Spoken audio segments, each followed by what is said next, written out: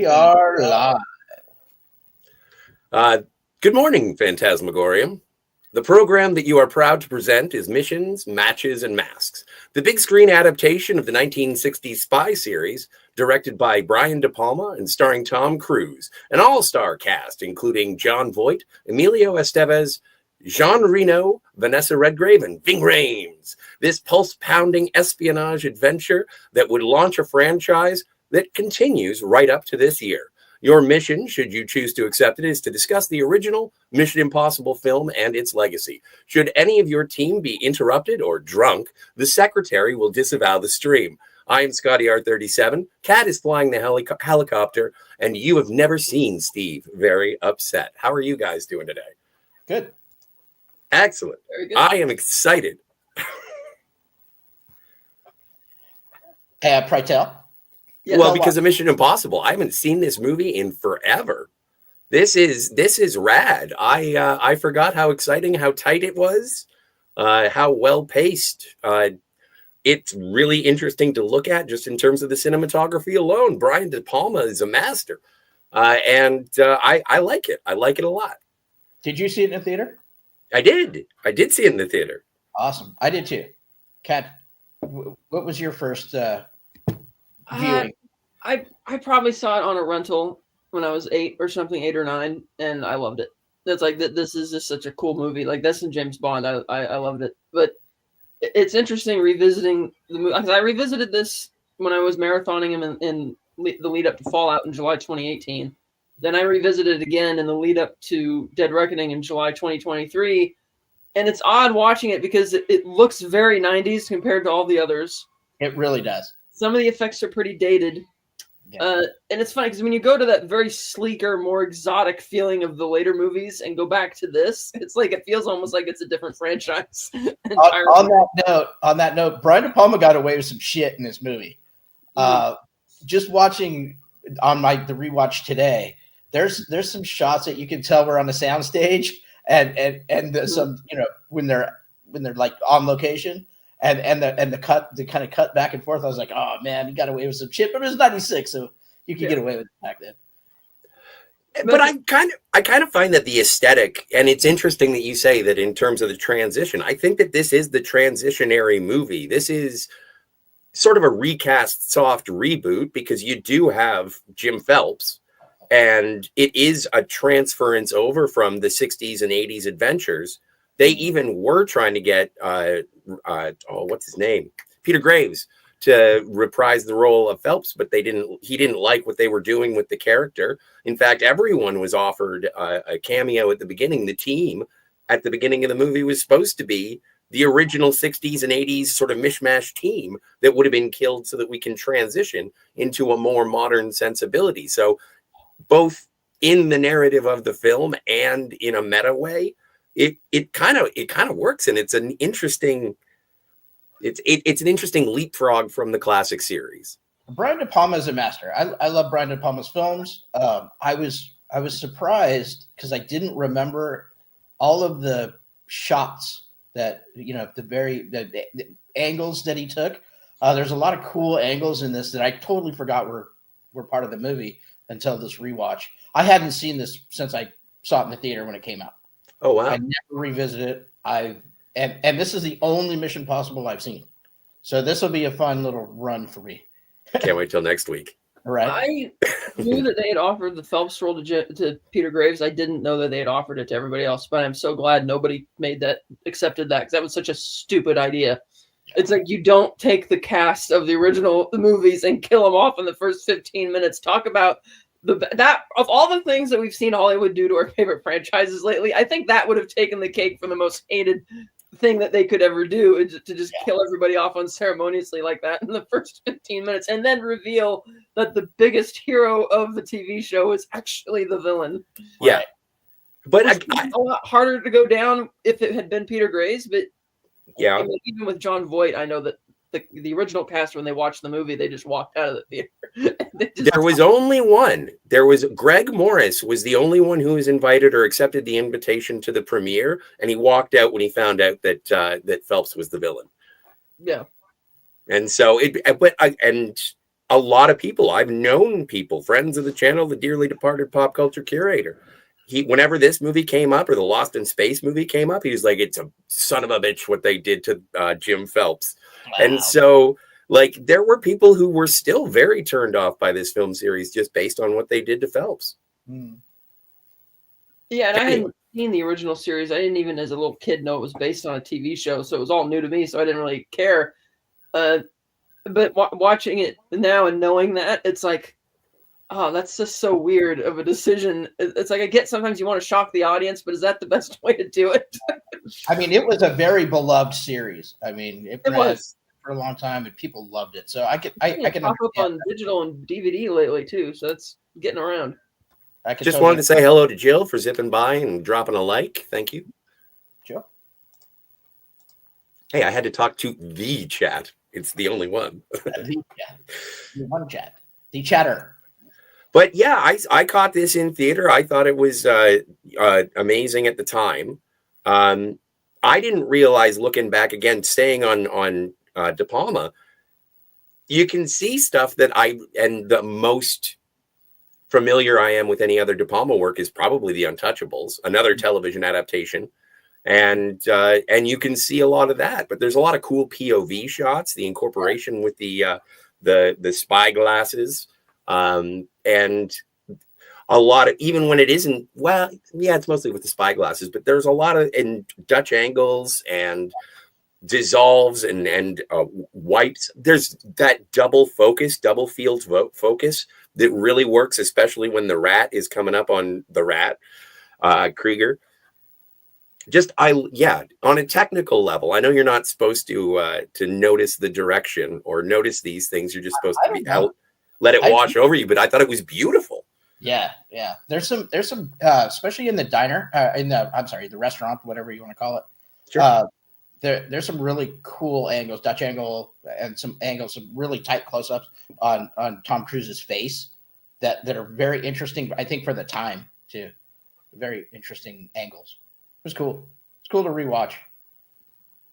Yeah, it did look very. And one of the other things I admit I don't like about it is that at times it gets a bit melodramatic, like with the operatic music and everything. With Ethan's figure, it's like, maybe if you had spent more time with these characters other than the first 15 minutes, I would care more. I mean, as an 8-year-old, yes, but watching it as an adult, looking back on it, it's like, maybe if this had been like the third or fourth movie in the series and you kill everybody, that would be more shocking. But watching it now, it's kind of like, okay, you can tone down the operatic music and especially when he's talking to Jim and he's having the flashbacks, realizing what actually happened, and then just like all the slow. It's like, okay, it's very 90s. Tone it back a bit, please.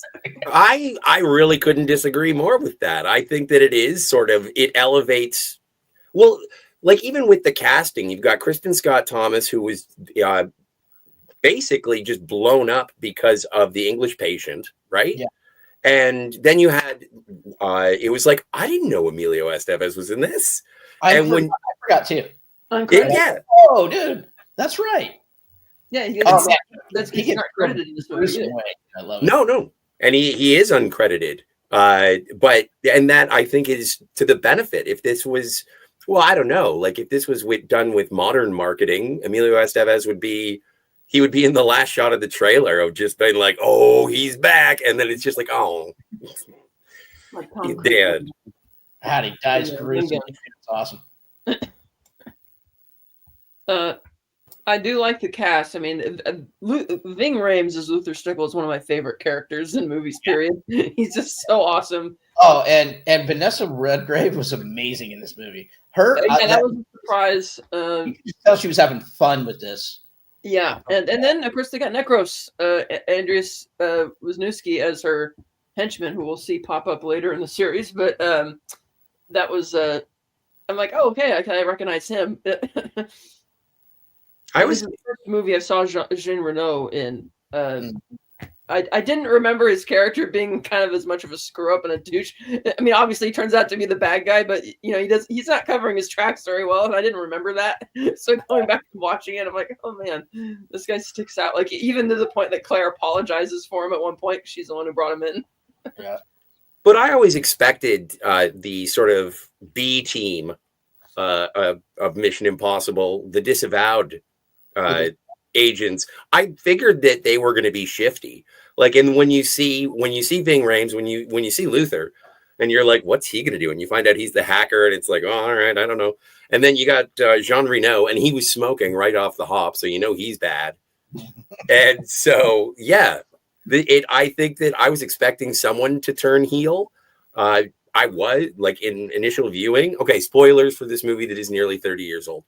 But like when Phelps does turn, that was the only name I recognized from the show. And when I found out he was the bad guy, it sunk a little, but it wasn't Peter Graves, so it was okay. And then when Claire turned, because apparently when they made this, there was a love triangle between Claire, Ethan, and Jim. But test audiences were like, it really takes us out of the spy stuff. Why are you making a romance in this? Right. And so I know from time to time we've poo-pooed the test audience process and what they studio meddling can say. But in this particular instance, I think it may have been beneficial, but also, again, steered by a master director.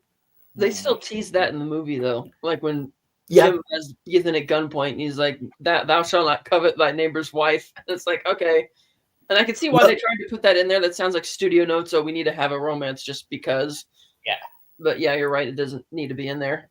Well, it was sort of, it reminded me of the Casino Royale scene when Bond comes in and Vesper's in the shower, and he goes over and comforts her. But instead of closing that moment, it just sort of fades to black, which I was like, that's kind of like that slow pan to the curtains flowing to the open window. It's like, yeah, I'm pretty sure they fucked.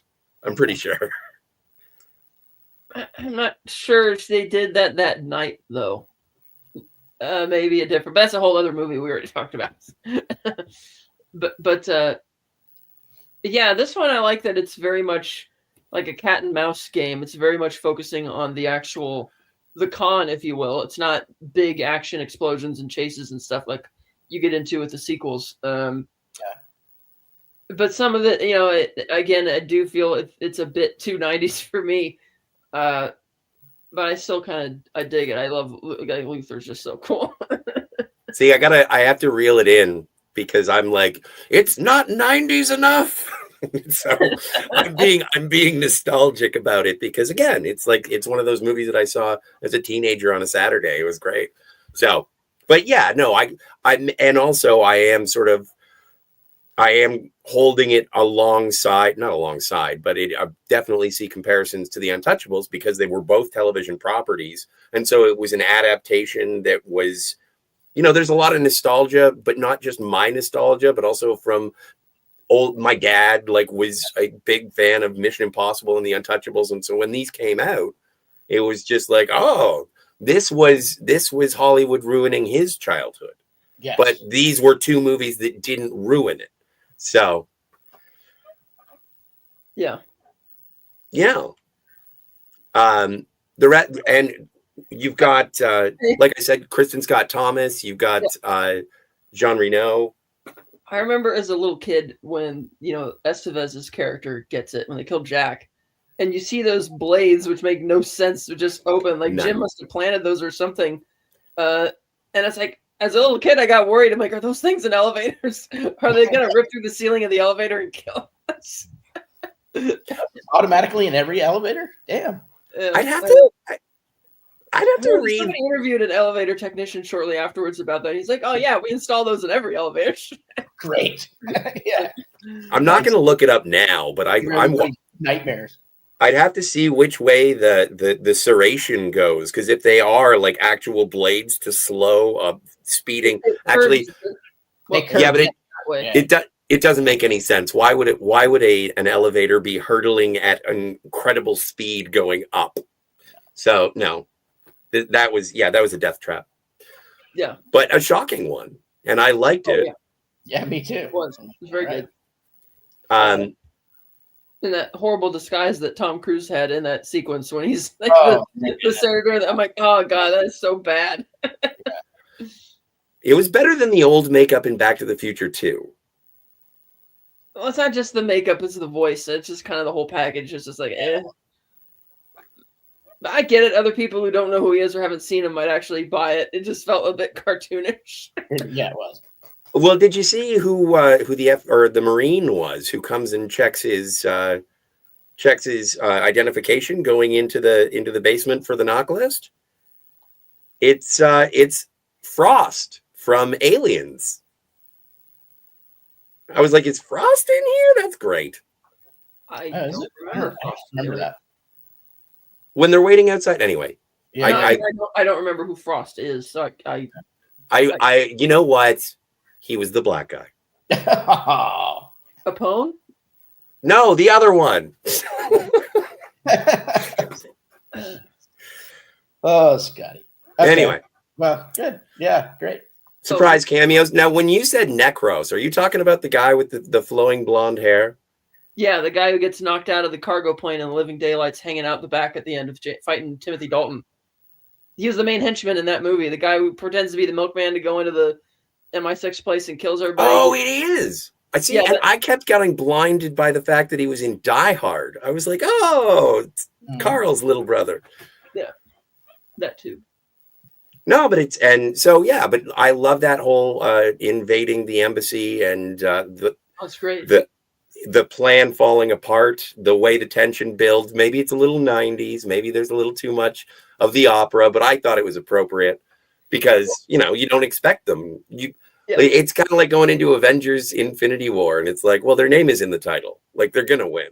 And then they do kill them off in the first mission. The mission is proven to be impossible, which, now that we're on number 8, they get increasingly less impossibler. The Langley sequence is just so cool, though. It's like, it's like Ethan, granted, like, how do you already know the protocol to get in here? Whatever, we just roll with it. And but that whole scene, like, every movie in this franchise has what you call the scene, right? Like the signature thing. And in this movie, it was rappelling down into the room. And I like the joke that that analyst who they're trying to hide from, who's at the computer there, he gets reassigned. He's like, have that guy reassigned to Alaska, put him on a plane tonight, and then we'll mail him his clothes. Apparently, he will be showing back up in the upcoming film. Haven't been seen in any of the sequels, only in the original. And they're bringing him back for the last one. That's interesting. Which is a bit odd, but it's like, okay. So that sequence is great. And then, of course, the idiot dropping the knife. Like, everything's going so well. Oh, right on, dude. But you're right. It is that scene, and it is the heist that you look forward to in every Mission Impossible. It's like, okay, he's got to do this, and it's going to be crazy, and he's going to do his own stunts. Well, yeah, and I remember the marketing was all about that scene, right? Yeah. Oh, yeah. Leading up to the movie, I remember all of the trailers in the theater and also the commercials. It was all about that one scene. So when it actually happened, when you're sitting in the theater, like, pumped. Well, and I love that it was done completely silently. Like, obviously it would be when you're trying to heighten the fact that you have to be very, very quiet. And so I do appreciate that in movies when it almost becomes, when you have the diegetic music that just happens with it. And it's like, you're in it with the characters and you're in the silence with Ethan and Krieger. I think it's great. I do. It is tense. And I love that just when you think everything has gone south, and it goes to toast, the security system turns off because he's back. He's done pooping or whatever. Yeah. He's done vomiting. Yeah. Because they spiked his drink. Yes. What's else about this? Yeah. Oh, there's somebody else who could talk about it. Armando. Hello. How are you, sir? Hello. Good. We're good. Hey, you got a sidekick. Oh, she's feeling much better, aren't you? Yeah. Yeah. Okay. All right. Someone wants to be the star. Yes, she does. She does. Okay. All right. So where were we? Well, we were just talking about We were running out of things to say. I'm like, let's bring her next time. Well, no, we got to Langley. We still haven't talked about, and I know Kat really wants to talk about the helicopter in the tunnel, but yeah, no. Where were you when Mission Impossible touched you? Oh, it didn't touch me. If we're going there. Well, no, in your heart, in your soul. When did you first see it? How about that? That's better. Well, I know it was on a VHS when I saw the first one and the second one, and I believe Blockbuster was still around when I did see them. So it was around that time, way before Mission Impossible 3 was even in conversation, that I saw. Hang on, let me turn this off. It'll be a little bit distracting. Sure. I saw it way before, and I remember the first time I watched the original, the one thing that kept in my brain was the mask reveal. I thought that was very cool. And then I remember the fish tank scene, which is like the money shot, basically. Yeah, I had a good time. It was like my father's franchise in a way. It's like that's the movie that I would watch with my dad, and I would watch a lot of movies with my dad, and they were always in that reign, essentially. And Mission Impossible 2, I ended up watching with my dad. I don't really remember much about that, but for the most part, the franchise as a whole, I think it's just been fun. For the most part, I think rewatching this one, I watched it last night. I don't know if it was mentioned, but it does starts off like the TV show. It has that procedural look to it, the way it's framed, the way it's shot, the pacing of it, and it becomes a Hollywood movie with a different tone the moment the mission goes south. Man. Yep. Thank you. Does some of it hold up? Yes. A lot of stuff does not hold up, especially when we get to the third act, only because it's a product of its time as far as visuals are concerned. So it is very distracting, at least this time around, seeing the helicopter in the tunnel. I'm like, man, you are just copy pasted into this image. You are not blending like I remember you did. Because I remember the first time I saw it, it's kind of like when you watch Jurassic Park for the first time, it really does look super real, super high tech. This one, it kind of aged a little bit faster than that. And it does look a little awkward. And I don't know, maybe because we've been like an embarrassment of riches with the sequels moving forward. This one kind of does have a very low tech, low stakes quality to it, even though future sequels kind of like regurgitate some of the beats of this one. But it's still a good time to watch. Yeah, I think it is. Thank you so much for supporting the transition from the first episode of the movie to the rest of the movies. That's, and I mean that in terms of the first act of the first movie. It does feel like the TV show. It does. Yeah. So, oh, you said something that I wanted to touch on, and I completely forgot what it was because I got excited again. Damn it! I'm worse than the dog. Oh no, but I think that yeah, in terms of the marketing and when it does do the fish tank explosion at the aquarium, like that was something that was like one of the first times, because Tom Cruise was trying to prove himself as an action star, and when that was the stunt that it was like, oh, he can actually do stuff. I think that was the first instance when the aquarium crashes. That is the first time that you get to see Tom Cruise really book it running on film. Tom Cruise run, chopping air, and he's no longer just a pretty boy. He is actually someone to take seriously. And at that point, he wasn't really that. Like, he was more A Few Good Men, like Top Gun, I guess. But Top Gun, yeah, I guess Top Gun counts. But that was kind that of was like 10 years earlier. Yeah. But that's more like, again, pilot movies don't necessarily, you're not doing your own stunts and you're not doing crazy physical stuff. Although I'm not, hey, speaking of pilots, Herc 130 is here. Herc 130 says Mission Impossible is so much better than Mission Conceivable. That movie was so boring. It's totally true. Thank you. It's good to see you, Herc. Yes. But yeah, I think that this was the one that sort of said, oh, okay, I guess Tom Cruise can do action, which is, it's just funny to me that there was a time when people were sort of curious about that. Yeah. Well, yeah. I mean, up until then, like Ernesto said, he was considered the pretty face star. Face, pretty boy, drama kind of movies, or not really. You didn't look at him as an action star per se until this movie. Right. And I'm still racking my brain for that thing that I forgot. So do you want to just go straight to the channel for now? The channel? Yeah, it'll come back to you. It will. I also wanted to shout out Henry Czerny, who plays Kittredge. He's awesome. I also liked him in Clear and Present Danger, but Canadian actor. So there's your Canadian content, which is lovely. Yeah. Oh, I remember now. Speaking of seeing it on VHS, speaking of Blockbuster, this was apparently the last Paramount Betamax that was ever released.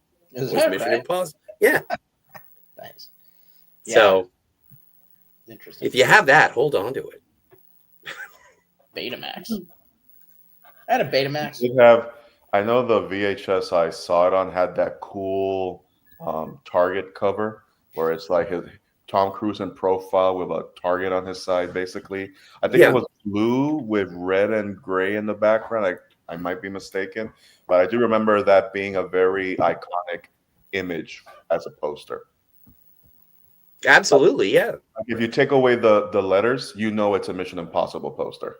Yeah. Didn't they steal it for The Saint? Yeah. Oh, yeah. I think they did. So yeah, no, it was iconic, which is odd because that's another adaptation of a 60s television show. Yeah. I like that movie. What? Hey, if we ever do a retrospective of the Saint movies, good news. There's only one. Yeah. I like that movie. And in terms of the character stuff, showing how competent, how capable the characters are, I really did appreciate Ethan Hunt using like the busted light bulbs and all of the sort of spycraft. There's a lot of spy stuff that I had come to recognize from James Bond movies, but this one was much more frantic. Like this was much more desperate, and I liked that because same kind of ideas. When you start watching a Mission Impossible movie, you're not sure who's going to get out alive.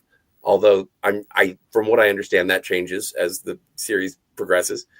But also, like there's a calmness and a collected nature of James Bond that was completely done away with before they had obviously Bourne or the later iterations. And this is more of a spies are, they're not always drinking martinis and wearing tuxedos. But it is nice to see that they do dress well. There's still an air of exotic, cosmopolitan style. Like there is formality. I just think it's great. The aesthetic, if you will. Yeah. I think you can kind of attribute it to like the change in technology, filming techniques, pacing, all that. This one really kind of has like a time capsule to it, but also look at in the first one when they're trying to go through the mission specs, the parameters, what they had to do to get ready. And you have their tech guy who's got like his watch. Right now, people have iWatches that do the same thing he does, where you can watch video and get stuff. It's low tech for us now because of the technology we have and the design, but back then it was very high tech. So we kind of like got to that point, but yet somehow we're still nowhere near the technology in the Mission Impossible series in a way, because theirs looks very more analog. Ours is more sleek and digital. Yeah. Well, and I appreciate you pointing out the technology. What did you think of the depiction of the internet? Well, that's what I thought. It's funny because I didn't start getting online and stuff until the early 2000s on my own without needing supervision and stuff like. So I was like a product of Windows, not Windows XP and later versions, not previous versions. So seeing the quote unquote internet the way it is, the only thing that I can at least relate to is the slow buffer speed. That's the Yes. only thing I could relate at least to prior to that, the slow buffer or having to wait an hour for a 10-second video to download. That's all I can relate to that. Yeah, now that you mention it, that took a long time for a PDF file to transfer over the internet. Well, geez, I remember, dial up using Mosaic browser or Netscape. I mean, you're talking, the way they depicted it here was exactly the way I remember, having to get on. Hey, Maggie. It is. Sorry. Go ahead, Kat. You go first. I was just going to say, like, in terms of the progression of the technology and the gadgets, while they're still conceivable. Like, they are. It's kind of like when I saw an iPad on Star Trek: The Next Generation for the first time, and I was like, I can't wait to have one of those. And now they're commonplace. And so, yeah, I get. And it does help with looking back on a 30-year-old movie and being like, you know what, they were forward thinking in the technology. Apparently, the laptop that Ethan uses when he's doing all of his Book of Job stuff, that was like a prototype Mac, like Apple. Like, it didn't even work, but it had the chassis, and so they used it in the movie and then everything else was just wizardry. But yeah, they were trying to be cutting edge. Although there is a moment where Luther says, we want to get those 686 with the prototype artificial intelligent thinking machines. It's like, oh my God. Well, what about the bubblegum plastic explosives? Yeah, that's pretty not your typical plastic explosive to tear. That's pretty advanced there. And to be able to have to casually carry it in your pocket with no concern for your safety of it blowing up your lower half, that you have to suspend some disbelief there, because it could easily run the wrong way without you even touching it, and it can go it off. just doesn't make any sense. Plastique without a blasting cap makes zero sense, but okay. Well, okay, yeah. Well, speaking of things about whether they make sense or not. Oh, I'm coming back to the gum. You go. Okay, mention the gum first, if you're still on the gum. How many times have you had like a pack of Big Red or Juicy Fruit, whatever, and it's in your pocket? How many have you pulled out like the package and it's been folded over? How many times? Ever? You mean like crumbled up because it's been in your pocket forever? Yeah. Yeah. Yeah. You've done that? Yeah. Oh, I'm more careful with my gum. Well, sometimes, like, usually you forget that it's in there, or whatever, Did anyone ever get pranked with the electroshock gum? No, or the exploding gum. It was like Pop Rocks. No, like the one that when they show you a sticker, you're gonna grab it, and the moment your two fingers touch it, you get an electric, like a. I'm like, you almost want to smack the person who even dared do it. I was too cheap for it, so at our local joke store, it was literally you pulled it out and a little mouse trap, but it was like wire. Oh, wow! Yeah, we had that. That's what I remember. Oh, damn! I will take the buzz instead of the mouse trap. That one sounds painful. Oh yeah, no, it sucked. Yeah. Yeah. Speaking of things that might be unbelievable, as I teased in my sharing of the video, we should debate the merits of a helicopter flying through the tunnel. Now, there's only one thing that I can really say about two things I can say in defense of it. One, the design of the helicopter is a no rotor. So there's no rotor on the back. There's no tail rotor. So when it does, I was like, wouldn't that just bust your plane when it hit the top? I didn't realize that it was a helicopter with no rotor or rear rotor. The other thing is... Doesn't matter in this case. The So I'm going to absolutely more than likely agree with most of your arguments against the helicopter. But the only other thing is that in 2006, a pilot did it. Now, not that tunnel, but a pilot did successfully fly through a tunnel in 2006. Now, there were no trains in the tunnel.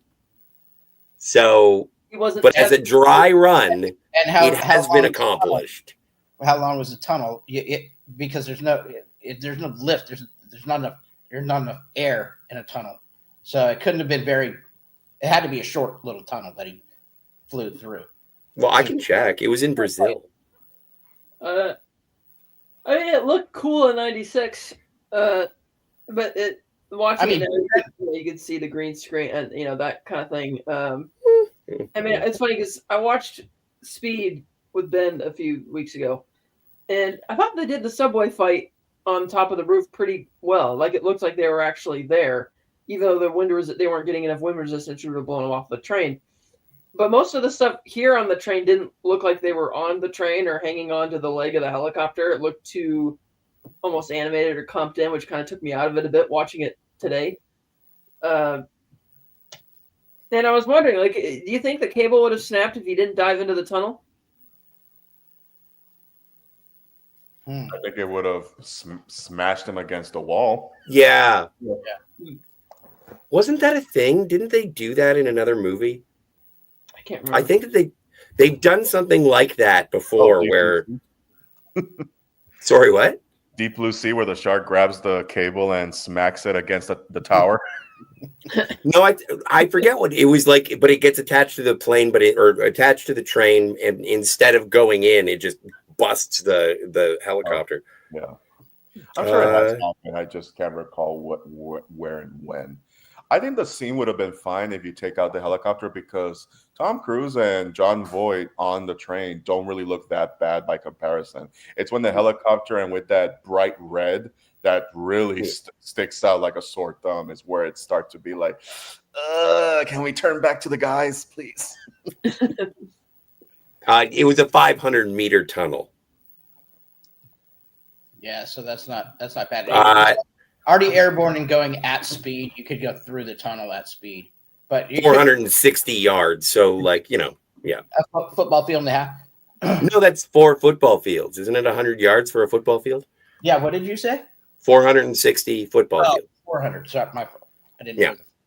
Still, you're right. Not 460 football fields. You mean 460 yards is for. Yes, it's not 460 football fields. That was a long ass touchdown. It depends on the size of the football players.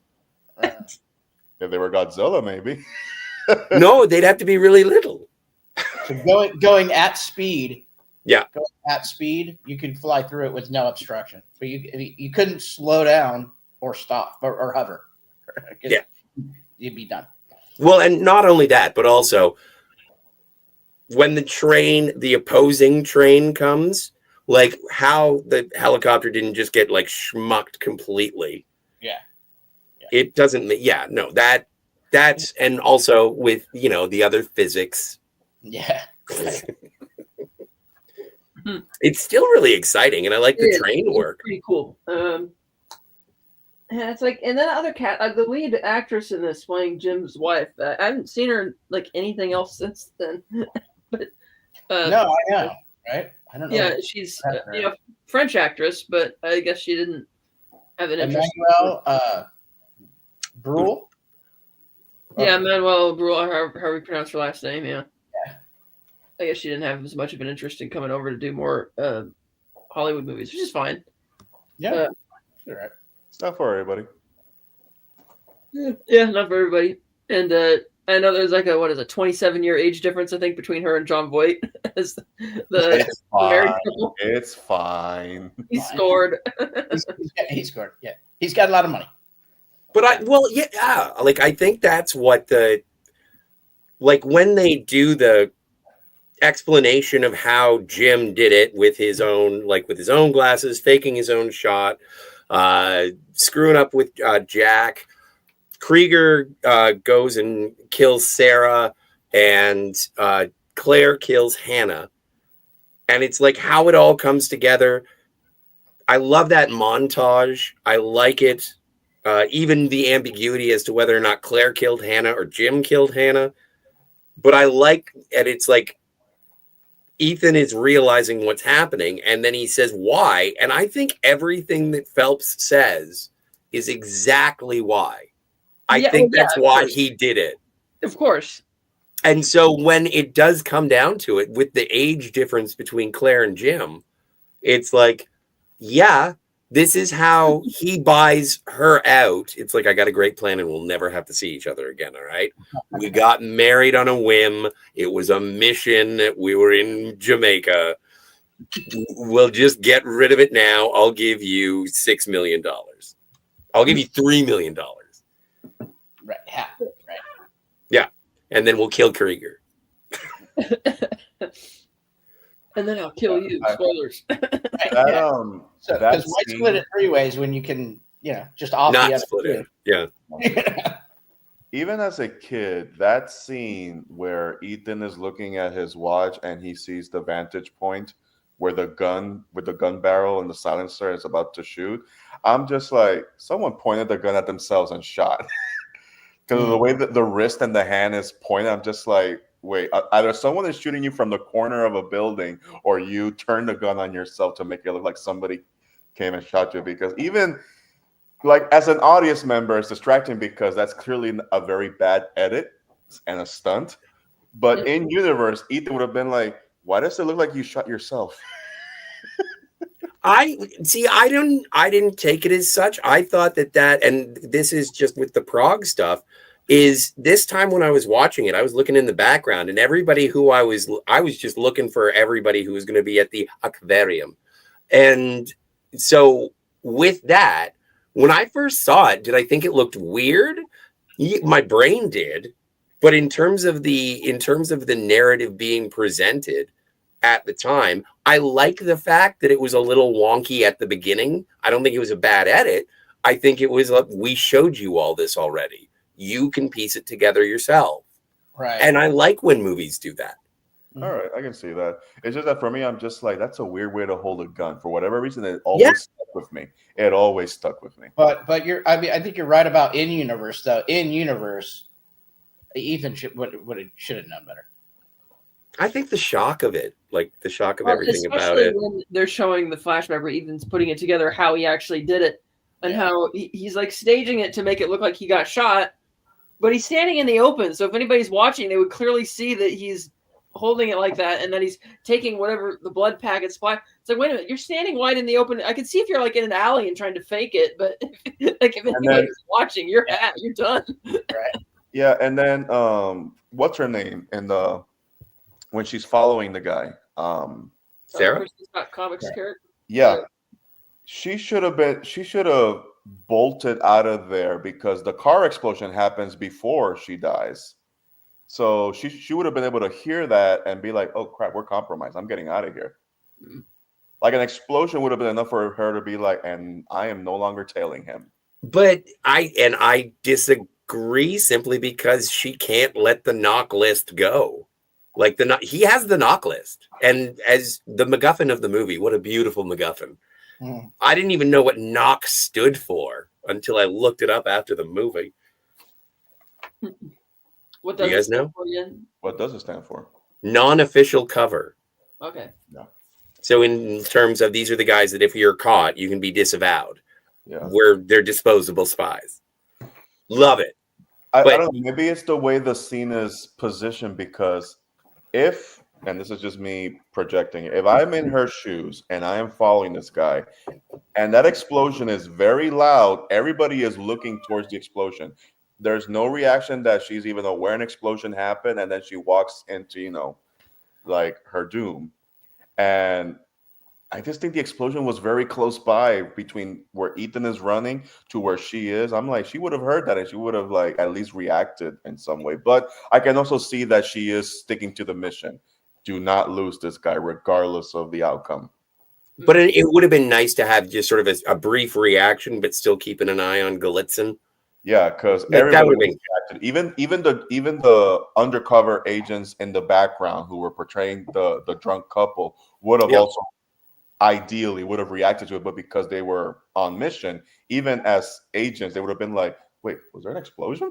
Was that part of the cover? Yeah, because it's not part of the plan. This is not part of the briefing." Yeah, I was looking through Brian De Palma's filmography, and this is like his last good movie, really. I like Snake Eyes. Okay. And then, because his last studio film, it seems, was Black Dahlia in 2006, which wasn't really good either. Great. And everything he's done then is like really indie or independent, and has been just lavish. It's like I don't know what happened there. It's like he kind of lost his steam. Yeah, because he had a lot of great movies like the 70s and the 80s, but then there were other clunkers in there, and then this just kind of happened. He had a string of losses, and the studio was like, "We're not going to back you anymore." But I thought it was odd in the age of streaming, where you have these streaming services handing out boatloads of blank checks that you would think they would love to pick up Brian De Palma. Like even one of them made a documentary called De Palma celebrating his filmography. I'm like, guys, he's not retired. Yeah, all he had to do was call Netflix. Hello, Netflix, you're greenlit. Yeah, but exactly. We can at least agree that his earlier movies before Mission, it's like, bro, you've done your service to the industry. But it is very sad. Almost, I mean, I don't know if putting them in the same conversation works, but it's kind of like watching, and we talked about him recently, Christopher Columbus. It's like, man, you kickstarted two major franchises almost. What's happened, man? I know you got it in you, but you're just not there. And I can't remember what was the other one. He did Harry Potter. What was the other one? Harry Potter. He did. Oh no, I'm sorry. Did I say Christopher? Did I say that? No. Yeah, Christopher Columbus. Nope. I apologize. Hang on. I said the wrong name. I guess I was thinking of someone else. Hang on. Because he did kickstart Harry Potter as the director of he did. I just, for whatever reason, my brain started with ignore everything. I did not. Who else has on that path lately is Shane Black. Oh yeah. I meant to say Martin Campbell. I don't know where I got Christopher Columbus. That is a complete 180.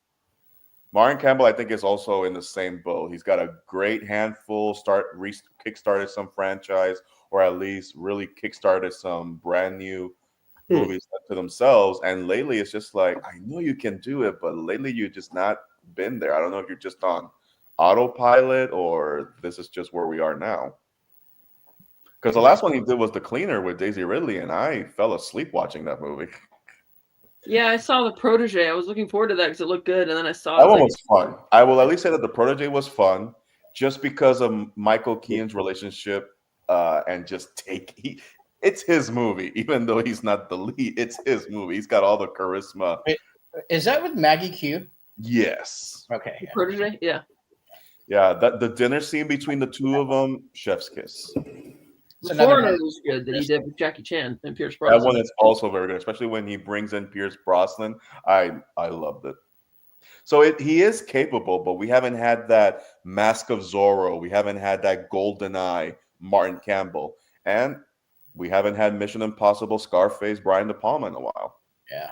Yeah, but also like that's, and not in regards to Brian De Palma. I think with Brian De Palma, faith in what he wants to make as movies, like when he took on Mission Impossible, he said the only reason that he took it on as a directing gig is because he needed a commercial hit to continue doing what he wanted to do. And that is when his frustration of dealing with Mission Impossible, and also he was going through a divorce at the time, that's when he thought about doing Snake Eyes, which I think is underrated. I don't think it's the best thing in the world, but I certainly think it's not. Yeah. It's not one of those derided Nicolas Cage vehicles. It's actually really good. And especially considering the size of the venue and the intricacies of it all. But that's another conversation. Is that the one that ends with a car crash and roll credits? Or am I thinking of something else? It's been a while since I've seen it, and so my high praise may be a little premature. I have to revisit it, but I remember liking it a lot. I do have it. I remember watching a movie that, again, it could be with Nicolas Cage. I could be wrong, but I know if it's the same movie I'm thinking of, it ends with, I don't know if it's the Cage character or someone else. They're driving a red car. I guess he eats a red light and a truck hits the car, and then roll credits while the crash is happening in slow motion. No, that doesn't sound right because the entirety of Snake Eyes takes place at a boxing match. Okay. And so it's all, they sort of cut in between. It's giant shots. It's POV. It's kind of like Rashomon to a certain extent, but not as much. It builds on what he established or like learned, if you will, for a master director to continue learning in his late career is incredible. But like it incorporates a lot of stuff without actually having to fall into the tropes of a formula based on a television show kind of thing. Yeah. It's like he took what he learned from Mission Impossible and said, I can do this, and made Snake Eyes, and then everyone was like, yeah, it's fine. They weren't angry at it. I think I remember seeing a review with Ebert, and he was like, yeah, it's fine. I expect more from De Palma. And it's like, all right. So yeah. Anyway, but yeah, all in all, I think it's a good. What, like, Kat, you mentioned you were going through De Palma's filmography. What, like, give me Cole's notes on De Palma. Okay, so he started with the Sisters in 1973, which is pretty good. Made it to Criterion even. Phantom of the Paradise, that's a fun movie. Carrie was his big breakout, of course, in 76. Then he did one with Kirk Douglas called The Fury, which was a pretty good movie. Then Dressed to Kill was another one that was highly praised. That's something that's been imitated to death. Blowout was good. Had good review. Scarface. Oh shit. Yeah, Scarface, the big one. Body Double was another one that was well received. The Untouchables. Yeah. Casualties of War. That was another one that was really good movie. But then he had a few stinkers like Bonfire of the Vanities and. There it is. That's a huge. Yeah. That's a John Landis Twilight Zone level. Yeah, but he bounced back with Carlito's Way. Yeah, but even then he was sort of. I remember those reviews being compared to Scarface. Like it was like, they shouldn't be doing. It's a good movie though. It is. Oh yeah, it is. I do like it. But those are also dumb comparisons. Just because it's Pacino and De Palma, it's a completely different thing. Totally. Carlito's Way is a great movie. And then after that, Mission Impossible. So that's kind of his rundown. After that, he did Snake Eyes, Mission to Mars, which I kind of like that one. That's okay. I like Mission to Mars. The Black Dahlia, which was accurate adaptation of the novel, but overdone and too cheesy, leaning into the. I never got around to seeing it, but I will always remember the trailers. I think it was the trailer voice guy who just really made an emphasis to say the Black Dahlia. He sounded. He overcooked that, which is not really about the Black Dahlia. That movie's overcooked for sure. Can you say it again? When you say it, it sounds like a Mortal Kombat finishing move. The Black Dahlia. Yeah, point. But that's literally how it sounded in the trailers. The Black Dahlia. I'm not making fun of you. And I always remembered it. And I never got around to seeing it, but I will always tell people, "Have you seen the Black Dahlia?" Because it's like an earworm. It won't go away. Lemon's here. Hey, Lemon says, good evening, Scotty, Steve, Kat, and Ernesto. Thank you so much, Lemon. I've been having a sweet tooth. Thank you for showing up. And Ernesto, if you could just read this in your movie trailer voice and bake it up a bit. In a world where fish can fly, hold on to your butts because these fish have teeth. Piranha-4. Oh, that's amazing. Your daddy's horror movie. But yeah, it's like he had those string of good films in the 70s, 80s, and then in the 90s he just kind of started trending down, and then that was it. Posters are great. Again, it's kind of like with Coppola. He went off and did his own thing, and yeah, a lot of people didn't really like a lot of what Coppola was doing. But Coppola took a lot more time off too because of the winery and stuff. So yeah, and it's paying off, I guess, in a way. Sort of. I mean, I mean, look at it this way. It's a resurgence for him, so he might be able to do more, hopefully. He's actually in London right now, and he's trying to make his next movie, but he's having a hard time finding money, and he says it's going to be more of a very low budget by comparison. What did you say last time? That he might sell off some more wine territory just to make but he thinks that he can get his money back on Megalopolis. It'll make its money back within 20 years. I'm like, no. Nah.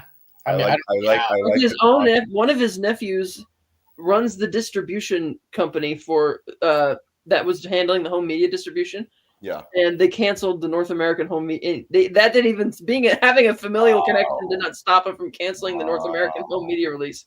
They pulled it to all the retailers after 6 weeks, and they refunded everybody who had pre-ordered the Blu-ray on Amazon. Wow, you can still get the British, but you can still get it. It's and it's region free. Yeah. Oh, really? Okay, cool. But I mean, I would like to own it just as film history at this point. Like, yeah, it's interesting. I got a story to tell you about this movie called Megalopolis. Yeah, but Scott, I liked it. Yeah, I liked it. I want it because I think it's a dreamscape of. I think it's a movie that I can't compare to anything else, really. Mm-hmm. And then getting back to Mission Impossible, what it's supposed to be, I think. Yeah, I think that Tom Cruise's performance, he feels like he's in a way playing the same type of character in his previous films up to this point. Kind of like, he hadn't really found that much range yet. It's like he's still feels like it's still Tom Cruise. Mannerisms that are completely taken right from like Risky Business, and Top Gun.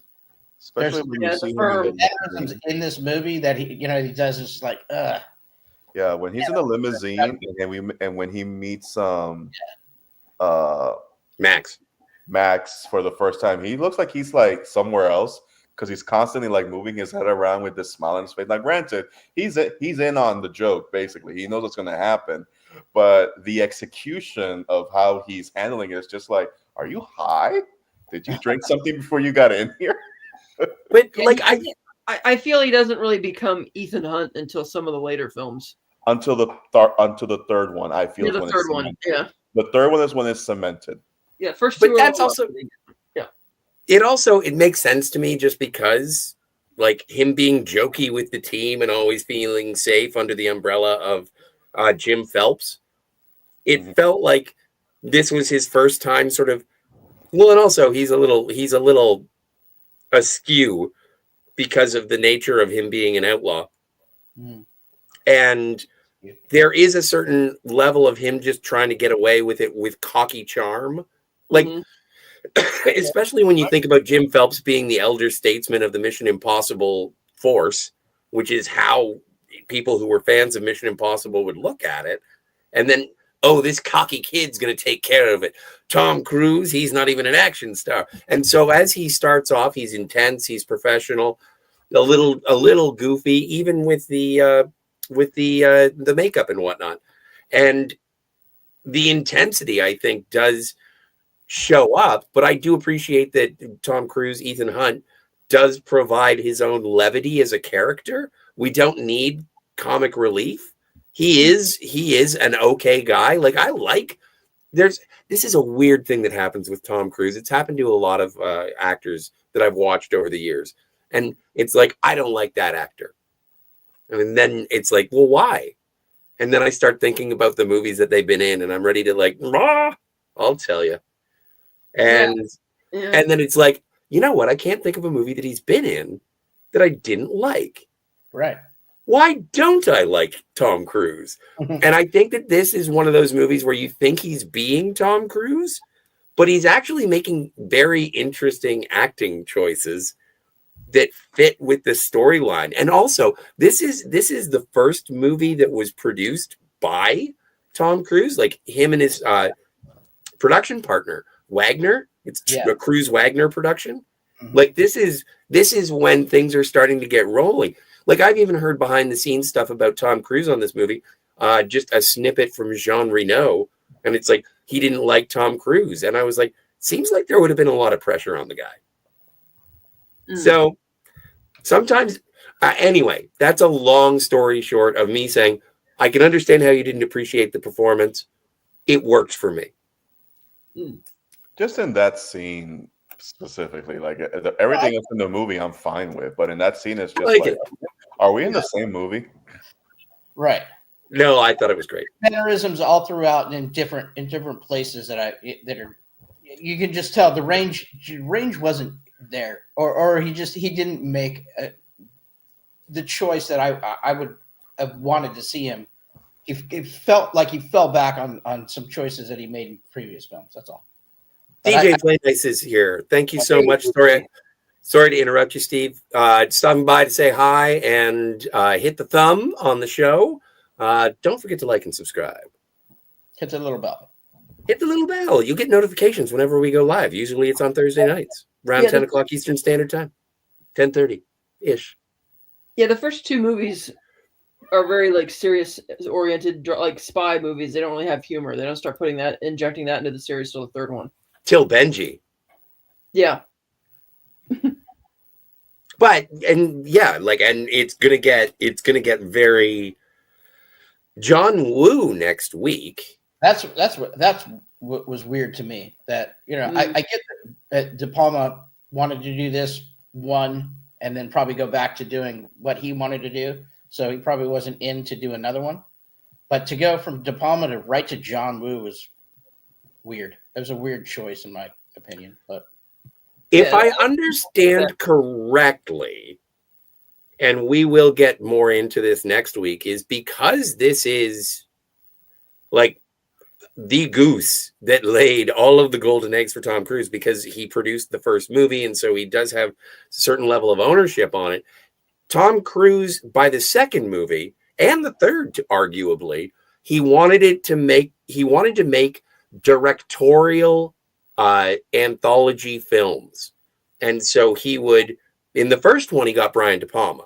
In the second one, he was like, I'm fascinated by John Woo. And then he was, if the term I know correctly, he was sort of lowering the ladder to young up-and-comer artists with J.J. Abrams in Mission Impossible 3. So his idea was to have a different flavor for each movie.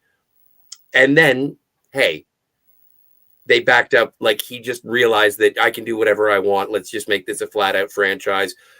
Macquarie, I think Macquarie just really impressed him. Sure. Oh, yeah, he did the last four, So he must have really impressed him.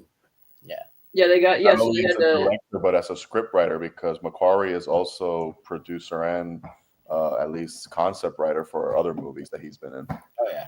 It's Christopher Macquarie, right? Christopher Macquarie. De Palma for the first, John Woo for the second, Abrams for the third, Brad Bird for the fourth, and then De Palma for 5, 6, 7, 8. And he also or not De Palma, Macquarie for 5, 6, 7, 8, who also made Valkyrie with Tom Cruise as well. Yeah. So they've been a team for quite a while. I thought Bryan Singer directed Valkyrie. Oh wait, was it Bryan? Oh no, Macquarie wrote the script. That's right. He wrote the script. Sure. That's what I mean. That Macquarie has been there at least earlier than the Impossible franchise. It's just that Macquarie just leveled up, and he did very well level up. Yeah. And I forgot about Brad Bird, which it doesn't matter. We'll find out later on. But and that I think that's an incredible thing, no pun intended, in regards to having Brad Bird brought up from animation into live action. Like, I think that's a great experiment, and I think it succeeds.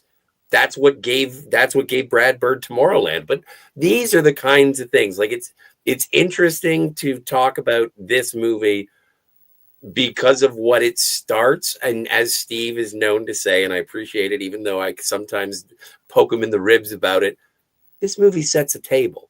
Yeah. This gets us,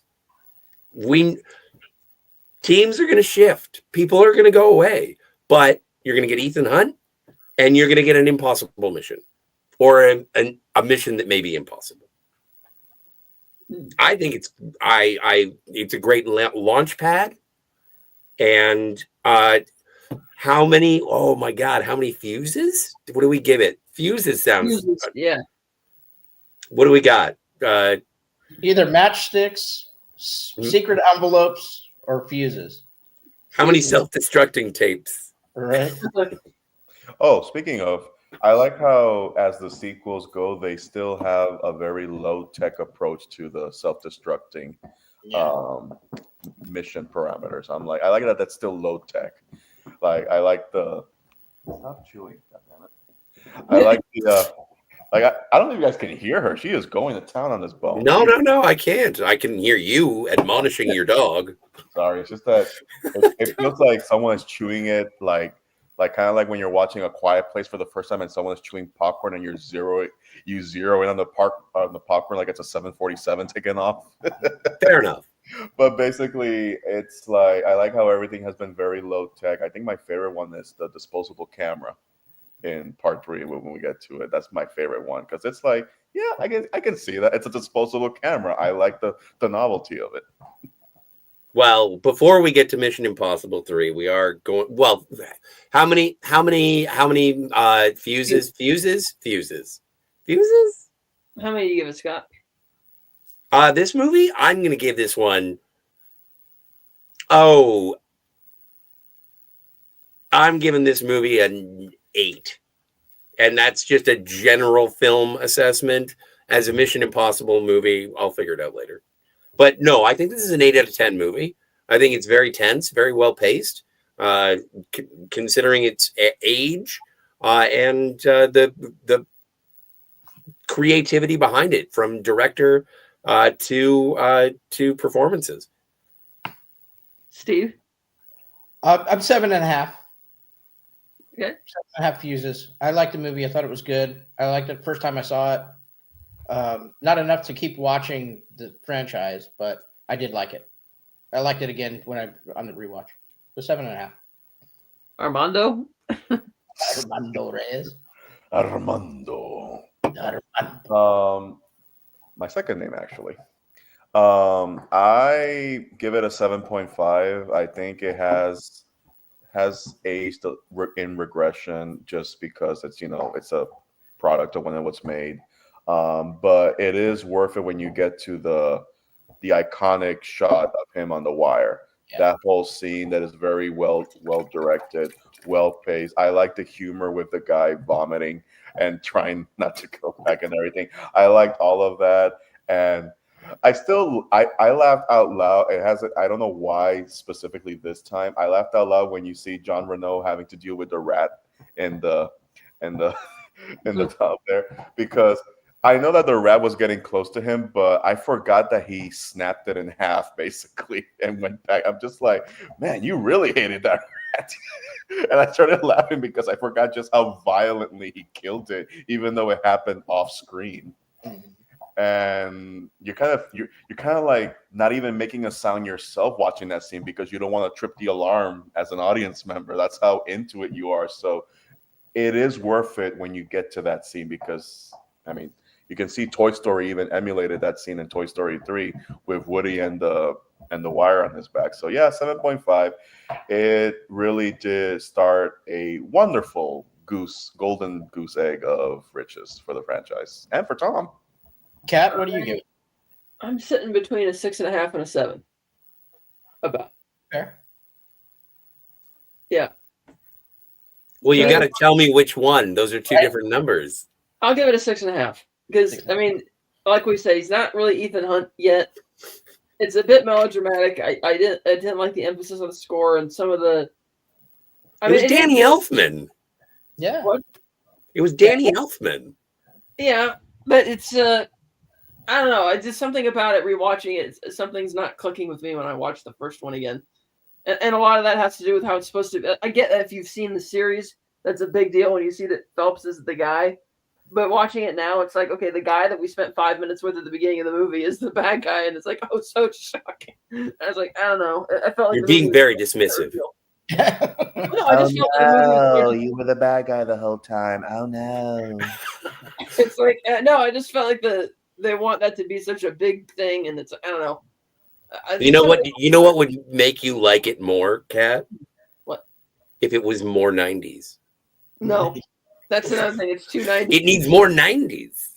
Did you know that half of U2 did the Mission Impossible theme for the end credits? That's a great theme though. It is a great theme. See? Give it a 7. You know what it needed? More Haley Atwell. It's true. I can't wait until we get to that. Right? Everything needs more Haley Atwell. Yes, indeed. Okay. Well, those are good scores. Yeah, they're not bad. They're better than average. That's a good score. But above average. Above average. So, yeah. Are we done? Are we good? We really had to squeeze this lemon. Yeah. Your mission, should you choose to accept it. But yeah, and we did. We accepted it, and no one got disavowed this time. So that's good. This stream will self-destruct in 10 seconds. I gotta thank the chat. Don't put the tape in the thing yet. 9, 8. I'm Pay no attention to the man over the intercom. I want to say thank you to Anti-Derivative Jill for being here. Thank you for swinging by and hitting the like. If everybody could hit the like on your way out, tell us what you think of the first Mission Impossible. Don't call it Mission Impossible 1. Call it the first Mission Impossible. Because it's not Lethal Weapon Loaded 1. Loaded Weapon Scott, 1. you are preaching to the choir. I hate it when people add numbers and words to titles that are not there. Thank you, sir. It's a pet peeve. It's like when people say Iron Man 1, you mean the first Iron Man. You mean Iron Man. It's just called Iron Man. It's called Iron Man. Thank you to Herc130 for being here. It's good to see you, Matt G. Lemon Pie, always a pleasure. Thank you for the no-wrote. No-wrote? Is that what you wrote? You did somewhere. I saw it. What's For it $1 called? donation, I can do more thriller pieces if you like. No-tor. Thank you, Herc, for specifying the no-tail rotor on a helicopter. Yeah. Oh, see? And that's what I'm saying. There's still a little pushback to this. Mm-hmm. Well, now that we've gotten the transition over, but thank you, Herc. DJ Play Nice, thank you for swinging by and hitting the like. And you guys are rad. We're super happy to be able to sit around and just try and talk about Mission Impossible. The thing is that there are a lot of these Mission Impossible movies that Steve hasn't seen, that I haven't seen. I don't know what's going on with Kat and Ernesto, but like this is our Mission Impossible book club, and Yes. we're gonna end up at Mission Impossible, the next one. I think it's 8. So does the next one? So is it just MI2 or does it have a name? It's just MI2. Okay. Yeah, Mission Impossible. Next Thursday we'll do MI2 With another equally iconic poster, mind you. Absolutely. It's Tom Cruise on fire with a mane. Fire with it is unfair that he, even at the age he is now, can pull off that long hair. He conditions. There are just some mains that I'm just like, you son of a bitch. So you know what? This stream is going to self-destruct in 5 seconds. 4, 3, 2.